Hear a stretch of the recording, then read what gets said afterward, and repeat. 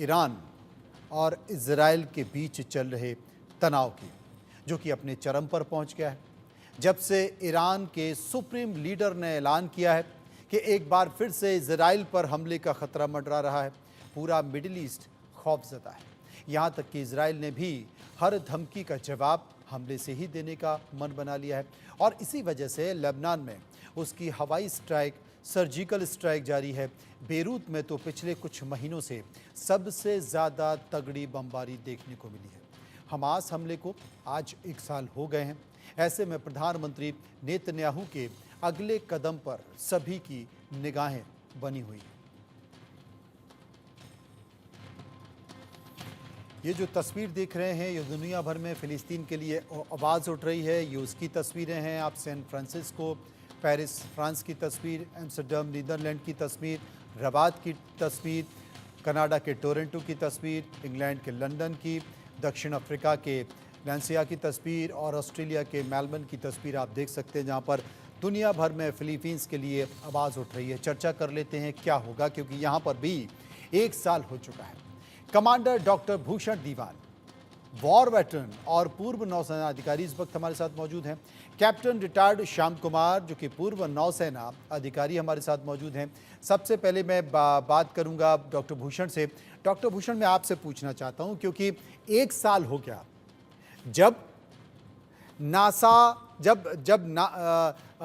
Israel के ऊपर हमला किया गया था, गाज़ा पट्टी के ज़रिए, और करीब करीब 1150 लोगों की हत्या कर दी गई थी, 250 लोगों को किडनैप कर लिया गया था। तब से इजराइल सबक सिखाने की कोशिश कर रहा है हिजबुल्लाह को, सबक सिखाने की कोशिश कर रहा है हमास को, सबक सिखाने की कोशिश कर रहा है हुती को, और 1 साल से ये आग लगातार जल रही है।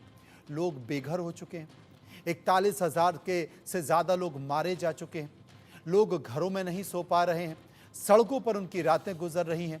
तो क्या ये मान लिया जाए कि अभी ये सब कुछ ऐसे ही चलने वाला है? ये सर रात की सुबह फिलहाल दिखाई नहीं देती है। मनोज जी, आप बिल्कुल ठीक कह रहे हैं। इस रात की सुबह दिखाई नहीं देती।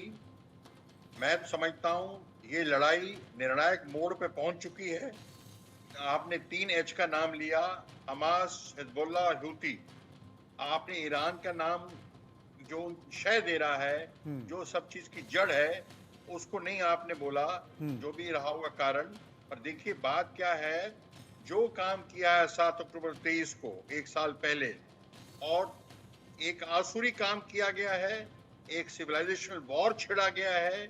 ये तरीका, टेररिज्म का तरीका, उन्मादी तरीका, आसुरी तरीका, ये दुनिया से खत्म होना चाहिए। ये किसी को फॉलो नहीं करना चाहिए, चाहे कोई भी कारण हो। और उसके बाद आपने इतने लोगों को मारा। अभी आप कह रहे हैं हर जगह फलस्तीन के सपोर्ट में नारे हो रहे हैं कि उनको बेगुनाह मारे जा रहे हैं। लड़ाई कोई नहीं चाहता, महाभारत भी कोई चाहता नहीं था।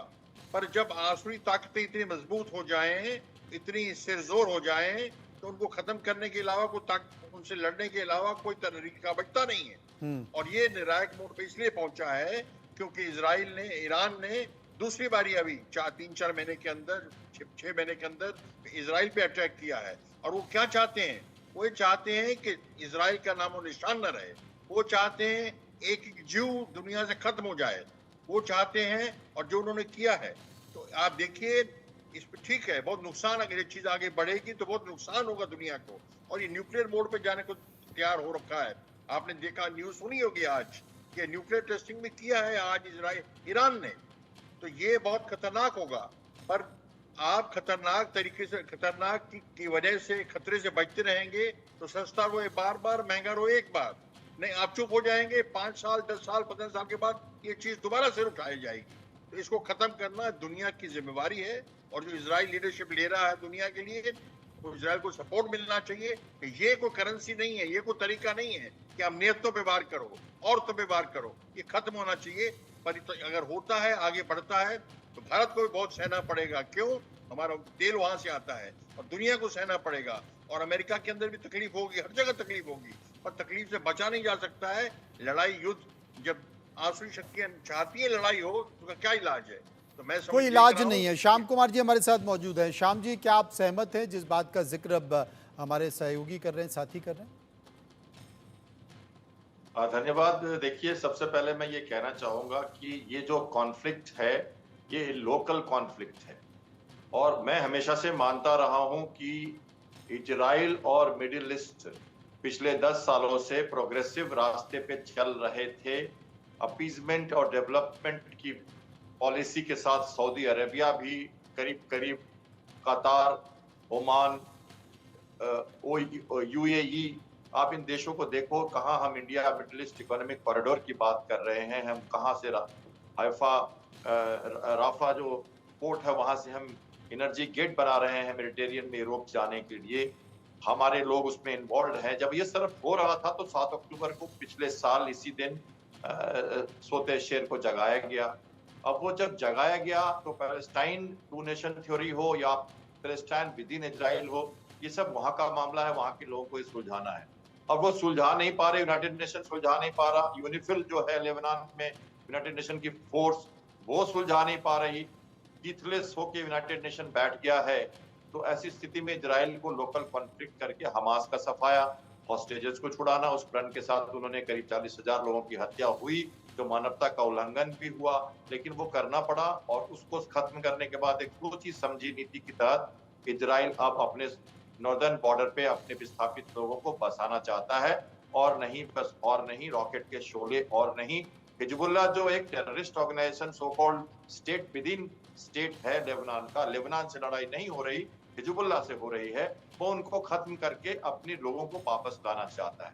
तो अपनी इस एम के साथ इजराइल लड़ रहा है, जो मैं हमेशा से चाहता हूं मानना, और सबको कोशिश करता हूं बताने की, ये लोकल कॉन्फ्लिक्ट का अपने आप समाधान उनको लड़ाई झगड़े से करना होगा। अब इस मामले में बात रही वर्ल्ड का टेंशन, तो इस ईरान जो प्रॉक्सी के साथ एक्सिस ऑफ रिएक्शन एच की सहायता करता है, तो एच को हमास को इन्होंने ठिकाने लगाया है, हिजबुल्लाह दूसरे को ये उसके मान में भेज रहे हैं, और हूती को अमेरिका और ब्रिटेन के वारशिप्स और एयरक्राफ्ट रेड सी में ठीक करके बैठा के रखे।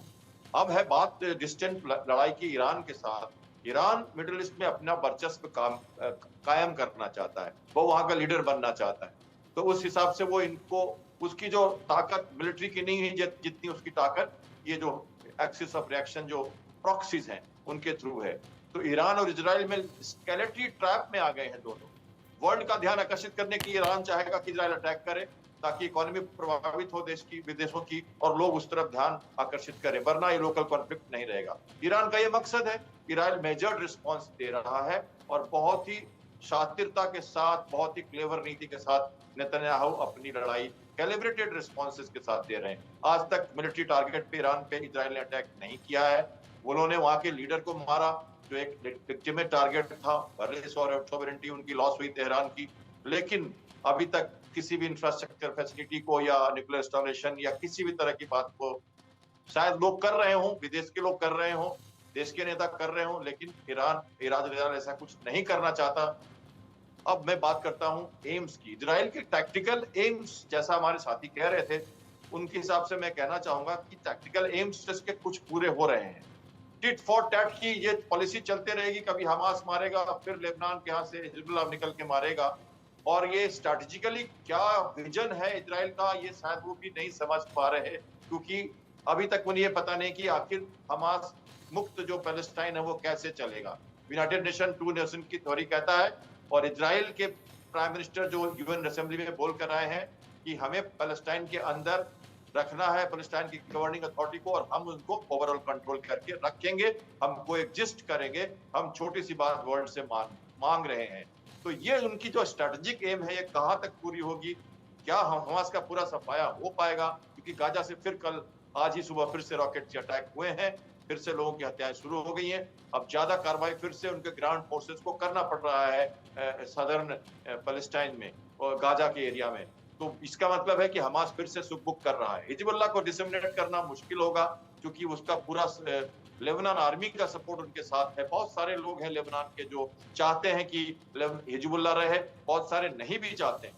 तो बहुत सारे एम्स के साथ इजराइल लड़ रहा है, और दूसरे कंट्रीज को वो इन्वॉल्व नहीं करना चाहता। जॉर्डान, मिस्र, ये सब उसके नेबरिंग कंट्रीज आप देख रहे हैं कोई भी इसमें इन्वॉल्व नहीं होना चाहता। वो चाहते हैं कि अब हम दूसरे रास्ते चलें। ये मुस्लिम वाद का भी विस्तार अब वहां पॉसिबल नहीं है। ये लोकल कॉन्फ्लिक्ट है, लोगों की आपस की लड़ाई है, दो भाइयों की लड़ाई को सॉर्ट आउट करना पड़ेगा। बाहर लेकिन के लोग बल दे रहे हैं। अंतर्राष्ट्रीय मंचों पर नेतन्याहू जो कि इजराइल के हैं वो ये संकेत देने की कोशिश कर रहे हैं कि देखिए ये मुस्लिमवाद है और ये मुस्लिमवाद कितना खतरनाक है, ये लगातार बढ़ता जा रहा है, अगर हम अब नहीं जागे तो फिर शायद नहीं जाग पाएंगे। संकेत यही देने की कोशिश करी। ये बात अलग है, आपने तमाम उन पड़ोसी देशों की बात की, मिस्र जैसे देशों की बात की जो इस पछड़े में पड़ना नहीं चाहता। लेकिन सबसे बड़ा सवाल यही है ना कि कब तक। एक तरफ यूक्रेन और रशिया का युद्ध खत्म नहीं हो रहा है, दोनों अब भी लड़ रहे हैं, शांति की बात होती है लेकिन कोई ऐसी किरण दिखाई नहीं देती है। अब यहाँ पर भी लड़ाई शुरू हो चुकी है। इजराइल के साथ हिजबुल्लाह, हमास और तमाम सारी चीज़ें देखी जा रही है। ईरान पूरी ताकत के साथ खड़ा हुआ है। ईरान ने लिस्ट भी तैयार कर ली है कि उसकी हिट लिस्ट में वो नेतन्याहू भी हैं, वहाँ के इजराइल के रक्षा मंत्री भी हैं, वहाँ के NSA भी हैं और तमाम ऐसे देश जो अपने आप को बड़ा ताकतवर समझते हैं, वो समझते हैं कि पूरे विश्व को हम ही चला रहे हैं। वो डिबेट के केवल एक स्टेटमेंट दे देते हैं, फिर चुप हो जाते हैं, एक स्टेटमेंट दे देते हैं। पूरे विश्व की अर्थव्यवस्था कोलैप्स होने जा रही है, महंगाई बढ़ रही है, कई देशों के जो सेंसेक्स हैं वो नीचे आ रहे हैं। तेल के ऊपर आपको ईरान और कई और देशों पर डिपेंड होना है, उसका भी कई देशों की इकोनॉमी पर असर पड़ेगा। तो डॉक्टर भूषण, ये तमाम सारी परिस्थितियां जो आने वाले समय में कोई एक देश नहीं, यहाँ पर कोई ईरान और इजराइल इफेक्टेड नहीं हो रहा है बल्कि पूरा विश्व इफेक्टेड हो रहा है। ऐसी स्थिति में क्या होगा? मनोज जी, आप बिल्कुल सही कह रहे हैं। ये लोकल वॉर तो है ही नहीं। आज की दुनिया में इंटरनेट है, आप बिग पावर राइवलरी है। आप बताइए, यूक्रेन रूस की बात उदाहरण लीजिए। यूक्रेन को पूरा अमेरिका और नेटो सप्लाई कर रहा है आर्मामेंट, और ऑपरेटिव्स भी, सोल्जर्स भी ऑपरेट हो रहे हैं। एयरक्राफ्ट जो कुर्स्क में हुआ सब, तो ये सेम चीज इजराइल में। इजराइल क्या है? इजराइल तो वेस्टर्न वर्ल्ड की, नेटो की, यूएसओ की मैं समझता हूँ एक बेसी है। किसी ने बड़ा अच्छा कहा, एक ग्राउंडेड एयरक्राफ्ट कैरियर है। उन्होंने अगर मिडिल ईस्ट में वर्चस्व बनाना है तो इजराइल के थ्रू कर रहे हैं। तो ये कहना मैं इससे बिल्कुल इत्तेफाक नहीं रखता हूँ कि लोकल है। लोकल है ही नहीं। इसमें तो अमेरिका का सपोर्ट ना हो तो इजराइल एक दिन नहीं चल सकता है मिलिट्री सपोर्ट के बावजूद। और अभी आप देखिए क्या हो रहा है। S-400 ईरान को रशिया ने दिया है, और आपको पता है यूक्रेन में लड़ने के लिए रूस की इकोनॉमी वीक होने के नाते उनकी आर्मामेंट, उनकी एम्यूनिशन फैक्ट्रीज इतना प्रोड्यूस नहीं कर पा रही थी। वो ईरान से उन्होंने ड्रोन्स लिए हैं, ईरान से उन्होंने वेपन्स लिए हैं, मिसाइल्स लिए हैं रशिया ने यूक्रेन लड़ने के साथ, चीन से भी लिए हैं। तो ये आज की दुनिया में कह देना कि लोकल वॉर तो होता ही कुछ नहीं है। ये local war world big power से इन्वॉल्व हो जाती है। और दूसरी बात आप समझिए ना इस बात को कि ईरान न्यूक्लियर ना बने, ये तो कितनी पुरानी चीज चली आ रही है, कई दशकों से चली आ रही है। तो ये कह दें ये लोकल चीज है ही नहीं। और सेकेंडरी बात ये है कि ये जो टेररिज्म, उन्मादी, धार्मिक उन्माद जो कह रहे हैं, इजराइल कह रहा है, वो बिल्कुल मैं मानता हूँ, उनसे इत्तेफाक रखता हूँ। उन्होंने कहा है, तो 2 मैप दिखाया है, black and green, black and white. उसमें क्या है? उन्मादी तरीके से आप सबको, अब बांग्लादेश में क्या हो रहा है, तुम मुसलमान बन जाओ नहीं तो हम लोग को मार देंगे। भाई ये क्या फिलॉसफी है? तुम मुसलमान हमारी बात मानो, माई वे और हाई वे, नहीं तो आप कत्ल कर देंगे। ये कब खत्म होगा? दुनिया इस चीज को क्यों नहीं संज्ञान लेती? कब लेगी? मीठी मीठी हम बातें कर लें, ह्यूमैनिटी की बात कर लें, ह्यूमन राइट्स की बात कर लें, पर ये विचारधारा दुनिया से खत्म होनी चाहिए। और यही काम इजराइल कर रहा है। तो नुकसान बहुत होगा, बिल्कुल ठीक। 85% हमारा ऑयल और गैस कहाँ से आता है? स्ट्रेट ऑफ हॉर्मुज से। पहला काम क्या करेगा ईरान? उसको ही बंद कर देगा। जब उसको बंद कर देगा तो हमारी कतार से गैस नहीं आएगी, हमारी ऑयल नहीं आएगी। चीन को तो फिर भी ठीक है, चीन में तो वहां से लेके अपना ग्वादार में से ऊपर भेज रहा है अपने पास। चीन की कितनी ऑयल वहां से आती है? ईरान से आ रही है। और आपको मालूम है रूस हमें दे रहा था 40% हमारा ऑयल रूस से आता था। अभी लास्ट कुछ टाइम में कुछ कम हो गया है, 32% हो गया है। और वो हम क्या करते थे? हम उसको प्रोसेस करके यूरोप तक भी एक्सपोर्ट करते थे। हमारा $200 बिलियन का एक्सपोर्ट जो है EU के साथ, वो भी सख्ते में पड़ेगा। क्यों? रेड सी और ये रेड सी की वजह से जो ट्रेड होता है वो मुश्किल हो रहा है। तो ये वॉर कोई चाहता नहीं है, ये तो थोपा गया है। और थोपा क्यों गया है? अगर 7 अक्टूबर 23 को ये काम ना किया होता जो किया है इन लोगों ने, अमानवीय काम, आसुरी काम, तो चीजें आगे ना बढ़ती और ये सभी दुनिया इसमें सख्ते में आएगी। और को मौका मिल रहा है, कि रूस कहता है आपने, नेटो ने और अमेरिका ने आपने यूक्रेन को उकसाया है। तो क्यूबा मिसाइल क्राइसिस हुआ, जब निकिता क्रुश्चेव ने मिसाइल रख दी क्यूबा में 140 मील टेक्सास से, फ्लोरिडा से 1962 में, तो जॉन एफ कैनेडी ने कहा हम न्यूक्लियर वॉर छेड़ देंगे आपके अगेंस्ट। और अभी आप हमारे गेट मींस रूस कहता है मेरे गेट पे आप यूक्रेन को अपना नेटो मेंबर बना रहे हो और उसके साथ मिसाइल। बिल्कुल, ये आपत्ति उसने दर्ज की और यही कारण है कि पूरा विश्व एक भंवर में फंसा हुआ है। इस भंवर से वो कब निकल पाएगा ये समझ से परे है, लेकिन इन सब के बीच उम्मीद की किरण है और उसका इंतजार किया जा रहा है। बहुत बहुत शुक्रिया हम करेंगे श्याम जी का, डॉक्टर भूषण का, जो विस्तार से मेरे साथ इस सफ़र में बने हुए थे, चर्चा भी कर रहे थे। लेकिन देखते हैं, आपको कल इंडिया न्यूज़ पर सुबह से बने रहना है, क्योंकि हरियाणा और जम्मू कश्मीर के नतीजे आने वाले और सबसे पहले इंडिया न्यूज़ पर आपको दिखाएगा। लेकिन फिलहाल अभी मुझे दीजिए